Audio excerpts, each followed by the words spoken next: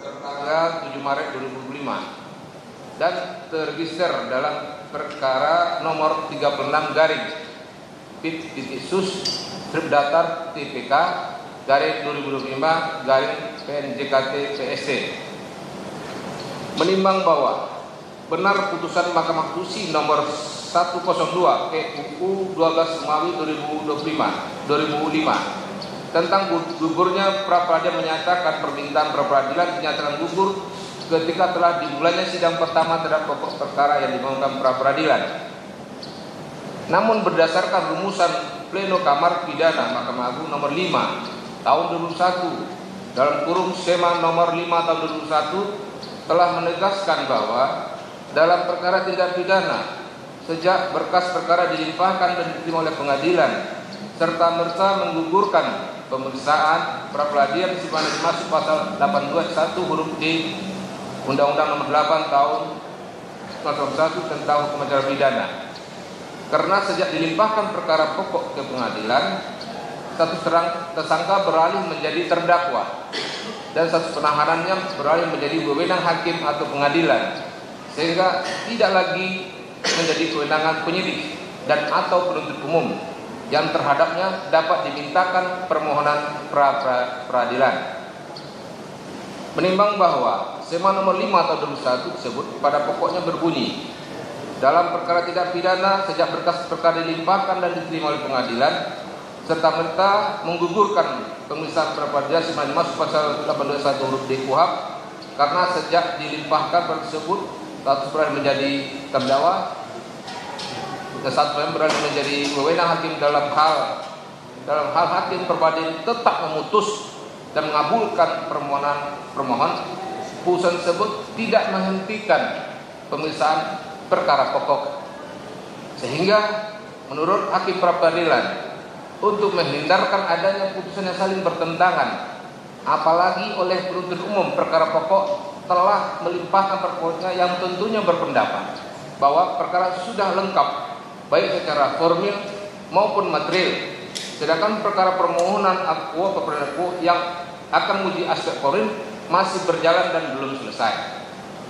Menimbang lebih lanjut menurut hakim pra-peradilan, ketika yang menjadi dasarnya pada sidang pertama sebagaimana dimaksud putusan MK nomor 102 tahun 2005 tersebut, maka telah terjadi perubahan status dan tersangka menjadi terdakwa yang tentunya tidak lagi pada tingkat penyidikan dan atau penuntutan atau dalam kurung pra-adjudikasi yang berlaku permohonan peradilan terhadapnya, tapi sudah pada tahap persidangan pengadilan yang sudah memeriksa pokok perkara. Menimbang bahwa oleh karena dalam perkara aku telah ternyata perkara pokoknya telah dilimpahkan oleh pihak termohon dalam kurung jasa penuntut umum KPK ke Pengadilan Jata Pusat, maka berdasarkan pasal 821 huruf D Undang-Undang Nomor 8 Tahun 2001 tentang hukum acara pidana serta SEMA nomor 5 tahun 2001, permohonan pra-peradilan diajukan oleh pemohon haruslah dinyatakan gugur. Menimbang bahwa oleh karena permohonan pra-peradilan yang diajukan oleh pemohon gugur, maka biaya yang timbul dalam perkara didudukan kepada pemohon sebagaimana disebutkan dalam diktum putusan ini. Mengingat pasal 82 ayat 1 huruf D Undang-Undang Nomor 8 Tahun 2001 tentang hukum acara pidana, SEMA nomor 5 tahun 2001 dan peraturan perundangan lain yang bersangkutan, mengadili 1. Menyatakan permohonan pra-peradilan pemohon gugur. 2. Membebankan kepada pemohon untuk membayar perkara sejumlah nihil.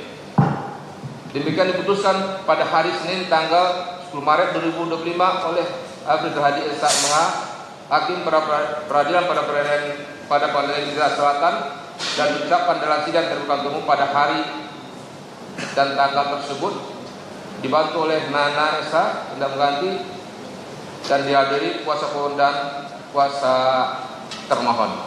Ya, demikian putusan dari hakim pra-peradilan terhadap perkara ini. Ya, dengan telah dibacakannya putusan perkara ini, maka surangkan perkara ini tidak bisa kita lanjutkan, dan dengan pembacaan ini maka permohonan perkara ini telah dinyatakan gugur, sidang nyatakan selesai dan tutup.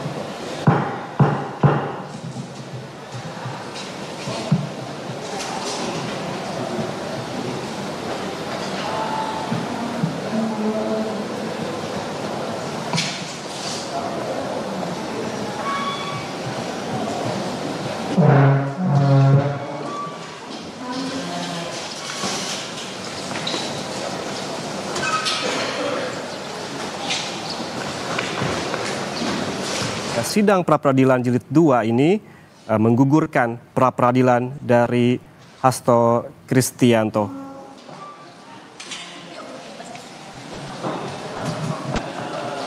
Saudara, demikian Breaking News Kompas TV. Breaking News akan kembali saat lagi, tetaplah bersama kami.